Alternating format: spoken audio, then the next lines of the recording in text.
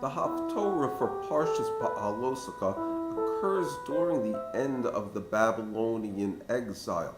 The good King Cyrus of Persia has encouraged the Jews to return to the land of Israel and rebuild the temple.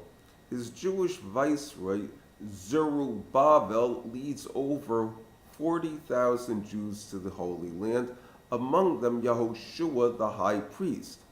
Disagreements with the current inhabitants of Israel, the Kutim or Samaritan, caused the construction of the temple to halt. Not too long after this, Zechariah, who is in Israel, has a number of prophecies.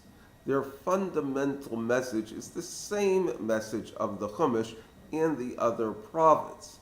About half the book, though, is expressly about re-establishing the Jews in Israel. The term Jew refers to the kingdom of Judah. Ephraim is the kingdom of Israel. They will come back in the future, but are not coming back at this time. The first prophecy contains much of the anger and bitterness of the prophets who saw the destruction of the first temple.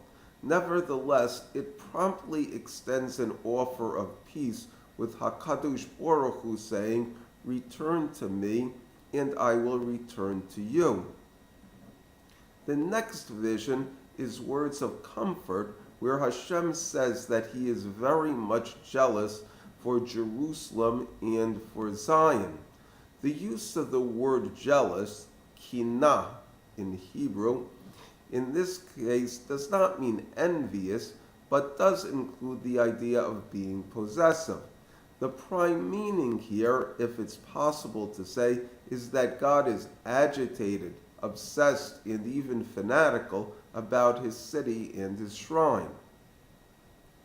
The peace and the tranquility of the nations is an irritant as long as the sacred places are in ruins. Jerusalem, though, will be rebuilt, and the grounds, so to speak, are being surveyed right now. The cities of Israel will overflow with prosperity, Zion will be comforted, and Hashem will again choose Jerusalem. The vision continues, and the prophet sees the menorah with the high priest. A message is to be given to Zerubbabel that the temple will not be built through force, military or otherwise. Rather, it will be built through diligent study and conscientiously applying the lessons. If this is done, he will receive encouragement from others, and even major difficulties will be easily overcome. The prophet then foretells that Zerubbabel will see a successful completion of the work he has started. The main moral message of the book of Zechariah is to love truth and peace. The prophet exhorts the people to be truthful with each other. Their judgments should be based on truth and the ethics of peace. Their hearts should not be amused by mischief on their friends, and the false promise should not be loved. The second half of the book is a vision of the coming of the Mashiach at the end of days. He will be just and triumphant, but demonstrably humble. He will defeat both the military and intellectual enemies of Israel. The territory of Israel will stretch from the Mediterranean Sea to the Euphrates River. In addition, his dominion will be over the whole world, which will be based on peace between nations.